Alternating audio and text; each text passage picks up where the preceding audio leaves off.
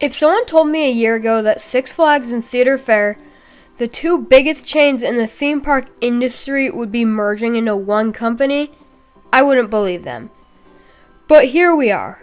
Yes, it is now official that Cedar Fair and Six Flags will be forming one big park chain, which is probably the craziest news since I became an enthusiast.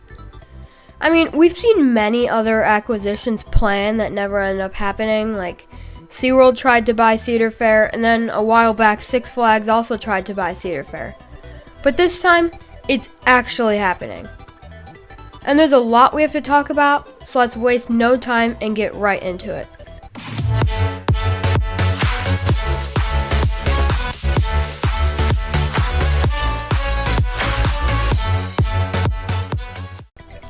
First, I'm going to explain what's really going on.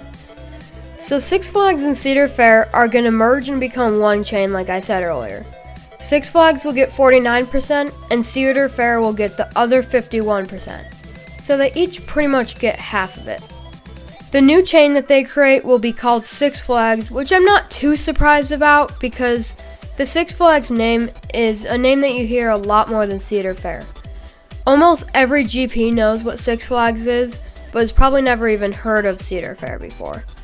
So yes, this sadly means that the Cedar Fair name will be no more, it'll be gone forever and never to be seen again. There are many good things and many bad things that can come from this. For example, over the years, the whole Six Flags chain has built up a reputation of being the discount chain and filling the whole park with ads for sponsors.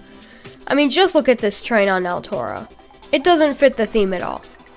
They're also known for reusing names from other coasters they made, or just being lazy when they name coasters.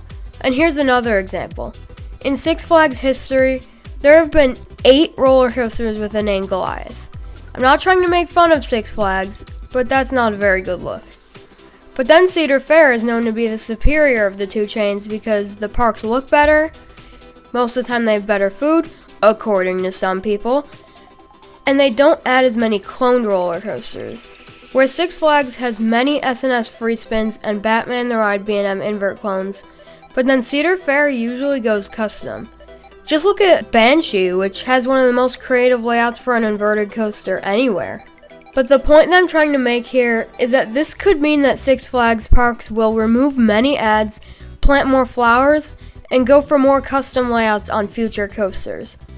Or it could mean that Cedar Fair parks are going to overflow with ads and clone coasters everywhere.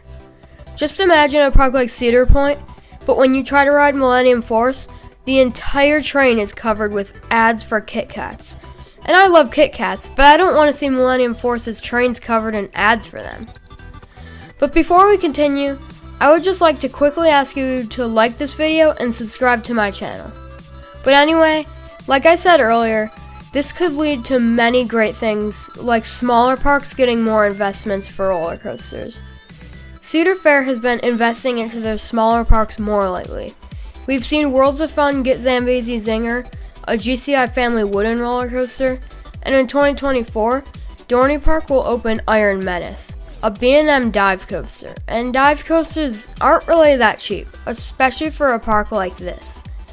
And yeah, Six Flags is giving some of their smaller parks a new ride or attraction, but not usually a brand new roller coaster. And Great Escape is kind of an exception because they removed an old coaster, which was Alpine Bobsled, so they almost have no choice but to replace it. So imagine parks like Six Flags America, Luron, and most excitingly Six Flags Darien Lake getting brand new thrill coasters that could cost around $15 million. And maybe they could even get some theming to go along with that. As cool as it would be, we also have to remember that Six Flags owns 15 parks and Cedar Fair owns 11. So that would be a total of 26 amusement parks in one chain, which would be a lot to handle. So they might want to sell off a few of the parks. I definitely think that parks like Michigan's Adventure and Frontier City will get sold to another park operator, because both chains show no signs of caring about these parks at all. Michigan's Adventure hasn't gotten a ground-up thrill coaster in over 15 years, and Frontier City hasn't ever gotten a ground-up thrill coaster in its entire life of operation. Another amazing thing is that everyone who visits many Cedar Fair and Six Flags parks every year, who has to get a platinum pass for both, well, now all you need is just one pass, and it will get you into all possibly 26 parks. And on the topic of new roller coasters, let's talk about the manufacturers that this new chain will work with.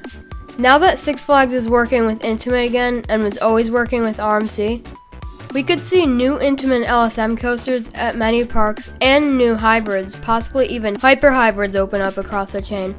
These two coaster models are known to be some of the best in the entire industry. And we all know that it's about time that Cedar Fair starts working with RMC and Intamin again. And maybe Six Flags will start working with Gerstlauer again.